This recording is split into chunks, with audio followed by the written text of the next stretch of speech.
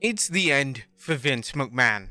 Vince McMahon and former WWE executive John Laurinaitis are being sued for sex trafficking and the WWE for negligence. We'll take a look at everything we know so far based on a Wall Street Journal article and court documents. Now please keep in mind that some of the details of this story are incredibly graphic and may trigger survivors of sexual assault or harassment.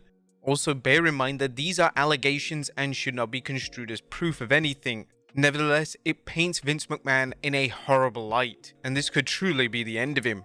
First, let's look at the summary of the allegations. This new lawsuit follows a 2020 hush money scandal where McMahon allegedly paid off several females to sign NDAs relating to various affairs. This lawsuit is being filed by Janelle Grant, one of the individuals who signed an NDA agreement in 2022.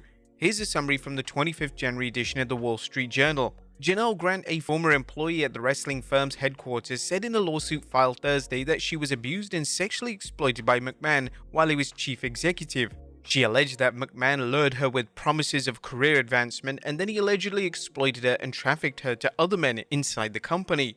The complaint filed against McMahon, Laurinaitis, and WWE contains detailed allegations. The complainant alleges that McMahon and Laurinaitis engaged in coercive behavior, including physical and sexual assault, resulting in physical and emotional damage to Ms. Grant.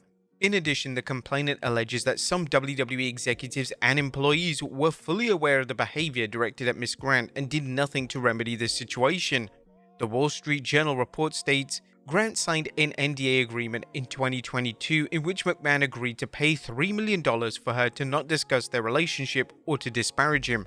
The WWE received an anonymous tip in 2022 about the relationship and started a board investigation which uncovered other payments by the CEO to women. Grant's lawsuit said that McMahon stopped making payments under the 2022 deal after initial $1 million installment. The suit seeks to avoid the agreement and unspecified financial damages. While an individual is normally restricted from breaking an NDA agreement, Ms. Grant is arguing in the complaint that several aspects of the NDA voided as well as federal, state, and common law. Other reasons given include that the NDA was obtained through coercion, that Ms. Grant was not allowed to rely on an independent attorney, and that the NDA violates the Speaks Out Act. The Speaks Out Act is a federal law which prevents the enforcement of non-disclosure agreements in instances of sexual assault and harassment. A pattern of coerced acts and other abusive behavior. The complaint alleges numerous instances of coerced behavior by Vince McMahon and John Laurinaitis. There are many allegations, but the majority of them are too graphic to go into any detail here. Here are two as reported by the Journal article. Ms. Grant alleged that McMahon and another WWE executive locked her in an office in WWE's headquarters in Stamford, Connecticut on June 15, 2021 and took turns sexually assaulting her while other staff were working. A second incident is described as follows. In the middle of another workday on June 23, 2021, McMahon locked Grant in his private locker room at WWE's offices and forced himself on her over a massage table, the suit said. Later that day, McMahon's personal assistant delivered $15,000 in Bloomingdale's gift cards to Grant in her office. Other allegations include McMahon coercing the complainant into taking nude photos and videos of herself. On occasion, McMahon allegedly shared images and explicit videos with WWE employees, including WWE employees, unnamed executives, and stars, and directed her to have sex with him. In addition, McMahon allegedly sent texts telling Ms. Grant that other individuals in the WWE wanted to have carnal relations with her. According to the complainant, Ms. Grant repeatedly expressed her unwillingness to give in to the lewd requests made by McMahon and Laurinaitis. The complaint also includes examples of various texts sent to Ms. Grant telling her multiple partners would take her and they would do whatever they wanted with her.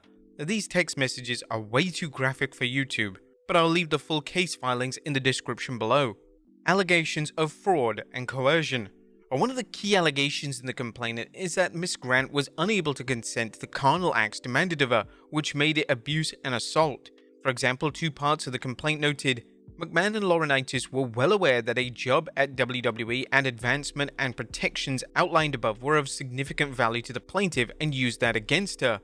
As a result, McMahon and Laurinaitis were able to force, defraud, or coerce Ms. Grant into continued sexual activity because of the promises of job placement, job security, and advancement with the WWE and personal protections outlined above. Based on that, Ms. Grant was employed at WWE from 2019 to 2022 when she left the company after signing an NDA. Now, the promises of a job placement, job security play a big part in this case, as Miss Grant alleged that her parents had recently passed away, and being in such a vulnerable state and financially in compromised position, the lure of job promises and job security played a huge part in her taking on the job. But who is the wrestler mentioned in the complaint? The complaint also alleges that Vince McMahon was ready to entice a wrestler into signing a new deal with the company by having Miss Grant sleep with said wrestler. In March of 2020, McMahon began sharing sexually explicit photographs and videos of Miss Grant, including pornographic content he recorded with other men both inside and outside the company, including with members of the television production tech team, executives, producers, and a world-famous athlete and former UFC heavyweight champion with whom WWE was actively trying to sign a new contract, and ultimately did sign that contract. The Wall Street Journal article reported on the wrestler's possible identity, as people familiar with the matter identified the wrestler as Brock Lesnar, one of the WWE's biggest names. Lesnar did not immediately respond Thursday to the request for comment, as said wrestler is not actually named in the lawsuit.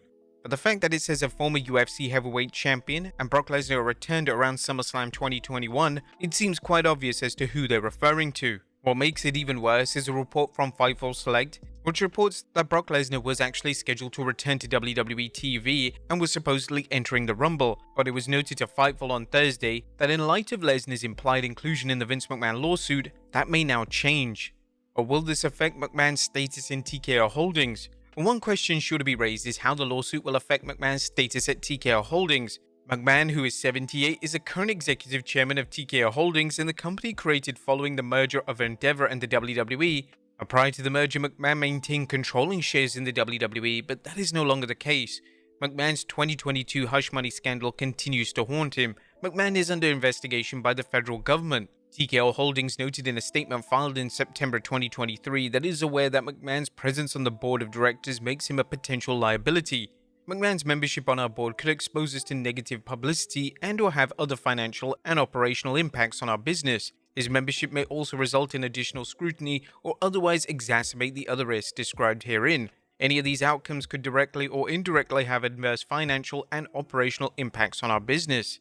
McMahon's future at TKO Holdings may be affected by a reported clause in his contract signed in March 2023 before the WWE merged with Endeavor. According to The Hollywood Reporter, McMahon, it should be noted, signed a new contract with the WWE on March 29th. According to a copy viewed by THR, McMahon's continued employment shall be conditioned on compliance with the company's conflict of interest and code of conduct, as well as its equal opportunity and non-harassment policy, among other terms.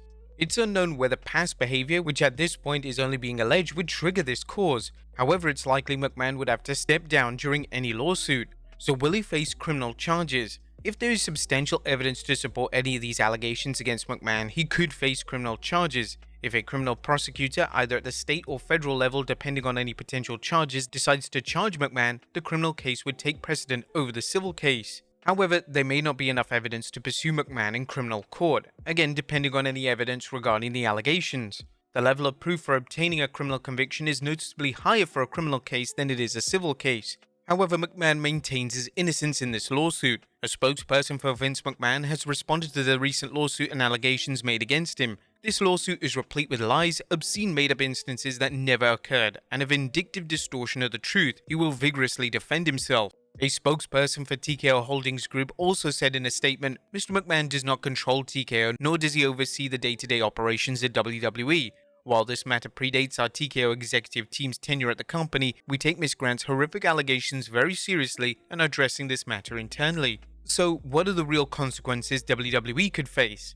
There are serious allegations being made against the WWE, with the complainant alleging that WWE executives were fully aware of the coercive behavior alleging directed against Ms. Grant by Vince McMahon and John Laurinaitis, yet failed to take any action to stop it. The lawsuit also alleges that WWE's investigation into McMahon's conduct involving NDAs and alleged conduct was a sham. In November 2022, WWE touted the conclusion of the special committee investigation into the misconduct, yet the special committee never even bothered to interview Ms. Grant or request any documents, despite Ms. Grant stating that she would cooperate.